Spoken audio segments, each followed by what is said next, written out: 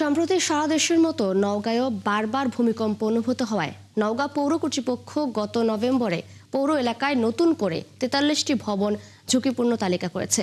এসব ভবনে জীবনের ঝুঁকি নিয়েই অনেক পরিবার বসবাস ও ব্যবসা প্রতিষ্ঠান চালিয়ে যাচ্ছেন। বর্তমানে যেভাবে ভূমিকম্পন হচ্ছে তা একটু বেশি মাত্রায় হলে বড় দুর্ঘটনার আশঙ্কা করেন লোকজন। তন্ময় ভৌমিকের তথ্য ছবিতে প্রতিবেদন। রানা প্লাজা ট্র্যাজেডির পর নওগাঁ পৌরসভার প্রায় অর্ধশত ভবন পরিত্যক্ত ঘোষণা করা হয়। এরপর ১২ বছর পার হলেও সেগুলো ভাঙা বা বন্ধের কোনো পদক্ষেপ নেওয়া হয়নি। সম্প্রতি সারা দেশে বারবার ভূমিকম্প হওয়ায় নওগাঁ পৌর কর্তৃপক্ষ পৌর এলাকায় নতুন করে ৪৩টি ভবন ঝুঁকিপূর্ণ তালিকা করেছে। পুরনো এই ভবনগুলো জনবহুল ও ব্যস্ততম সড়কের পাশে হওয়ায় এক একটা মরণফাঁদে পরিণত হয়ে আছে। এলাকার লোকজন বলছেন, পরিত্যক্ত ও ঝুঁকিপূর্ণ ঘোষণার পরও জীবনের ঝুঁকি নিয়েই বাধ্য হয়ে এখানে চলাচল ও ব্যবসা করতে হচ্ছে।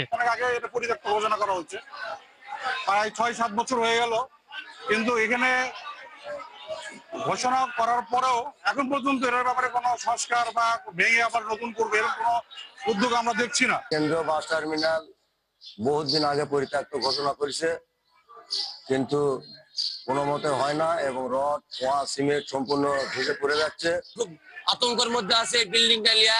এই বিল্ডিং এর কোনো সংস্কার কোনো কাজ হচ্ছে না, জনগণ খুব সমস্যার মধ্যে আছে। আমরাও ভয়ে আছি দোকানদারেরা। কখন ভূমিকম্প আসলে বাজার ভেঙে পড়ে যাবে, হাজার হাজার লোক মানুষ আহত হয়ে মারাও যেতে পারে। এই জন্য আমরা যে বাজারে একটা সংস্কার করার দরকার। এই যে ভূমিকম্প হয় দরবারে বাইরে চলে যেতে হয়, এই জন্য আমাদের প্রচুর সমস্যা। বড় ধরনের ভূমিকম্প হলে যে কোনো মুহূর্তে নওগাঁয় বড় ধরনের বিপর্যয়ের শঙ্কা রয়েছে। তাই ঘোষিত পরিত্যক্ত ভবনগুলো দ্রুত অপসারণের দাবি জানিয়েছেন সাংস্কৃতিক নেতা ও গণমাধ্যম কর্মীরা। যেগুলো অতি অল্প ভূমিকম্পে বা ভারী ভূমিকম্পে ভেঙে পড়ার সম্ভাবনা বিদ্যমান, এগুলো এক্সপার্ট দিয়ে তদন্ত করে তালিকা করে সেগুলো ভেঙে ফেলতে হবে। আর না ফেললে যেটা হতে পারে, এই বিল্ডিং গুলো যখন ভূমিকম্প আসবে তখন এমন ভাবে ভেঙে পড়বে তাতে প্রচুর প্রাণহানি ঘটতে পারে। এখানে যে উদ্ধার কার্যক্রম চালানো হবে, ফায়ার সার্ভিস বা উদ্ধার কর্মীরা যাবে, সেরকম প্রশস্ত কোনো রাস্তাঘাট নাই। এই জন্য তাদের রাস্তাঘাটের অভাবে দ্রুত সেই ভূমিকম্প এলাকায় যেতে পারবে না, যার জন্য যানমালের যে ক্ষয়ক্ষতি সেটার ব্যাপকভাবে হতে পারে। এ নিয়ে নওগাঁ পৌর প্রশাসন বলেছে, ঝুঁকিপূর্ণ এসব ভবন ও মার্কেটগুলোর তালিকা করে জেলা প্রশাসকের বরাবর পাঠানো হয়েছে। অনুমোদন পেলেই দ্রুত সরকারি ভবনগুলো সরিয়ে নেওয়া হবে। স্থানীয় সরকারের বিভাগের অনুমোদনের জন্য আমরা ইতিমধ্যে 2টা ভবন খুবই ঝুঁকিপূর্ণ মর্মে আমরা চিঠি লিখেছি। এখন পর্যন্ত আমরা অনুমোদন পাইনি। সেটা হলো, আপনারা জানেন, পুরাতন মাছ বাজার আর বালুডাঙ্গা বাস স্ট্যান্ডের যে পুরাতন ভবন, এই দুটি ভাঙার জন্য আমরা লিখেছি, সরকারের কাছে লিখেছি। আমরা অনুমোদন পাওয়া মাত্রই আমরা ওটা ভেঙে ফেলব। পরিত্যক্ত ভবনগুলোতে বিভিন্ন শিক্ষা প্রতিষ্ঠান, ব্যবসা প্রতিষ্ঠান সহ মানুষের বসবাস রয়েছে। শরীফ আজাদ, প্রীতম, ৭১। দর্শক, এই বিষয়ে আরো জানাতে আমাদের সাথে যুক্ত হচ্ছেন আমাদের সহকর্মী তন্ময় ভৌমিক। ভৌমিক, ঝুঁকিপূর্ণ যে ভবনগুলো রয়েছে সেগুলো অপসারণ করতে পৌর প্রশাসন কোনো ব্যবস্থা নিয়েছে কিনা জানাবেন।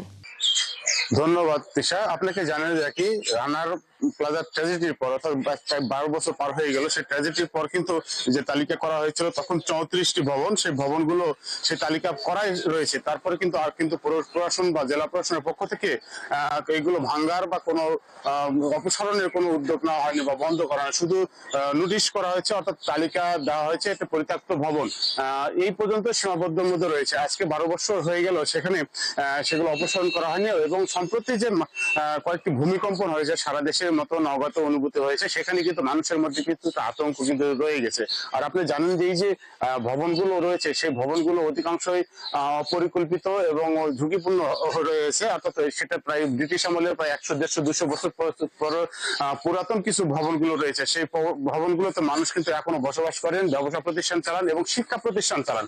সেই ভবনে যদি হঠাৎ করে ভূমিকম্পের ঘটনা ঘটে যায়, তাহলে সেখানে কিন্তু শত শত মানুষ সেখানে পদচারণা এবং দিনের বেলায় আপনি জানেন যে চুরিপট্টি এবং বাস স্ট্যান্ড এবং মাছ বাজার, এটা সবচেয়ে বড় ঝুঁকিপূর্ণ এবং শিক্ষা প্রতিষ্ঠানগুলো রয়েছে, সেই প্রতিষ্ঠানে কিন্তু প্রতিদিন হাজার হাজার লোক চলাচল করেন। সেখানে যদি কোনো ভূমিকম্প হয় সেই সময় বড় রকম, তাহলে কিন্তু এই দুর্ঘটনায় কিন্তু হয়তো 200-400 লোক মারা যাবেন এবং আরো আহত হবেন, এরকম স্থানীয়রা মনে করছেন। আর এই যে ছোট ছোট যে সড়কগুলো দেখছেন রাস্তাঘাট, সেটা পৌরসভার, সেই পৌরসভায় কিন্তু যে যানবাহন যাবে অর্থাৎ উদ্ধার কর্মীরা যাবেন, সেখানে কিন্তু সেরকম যাওয়ার কোনো রাস্তাঘাট তেমন নাই।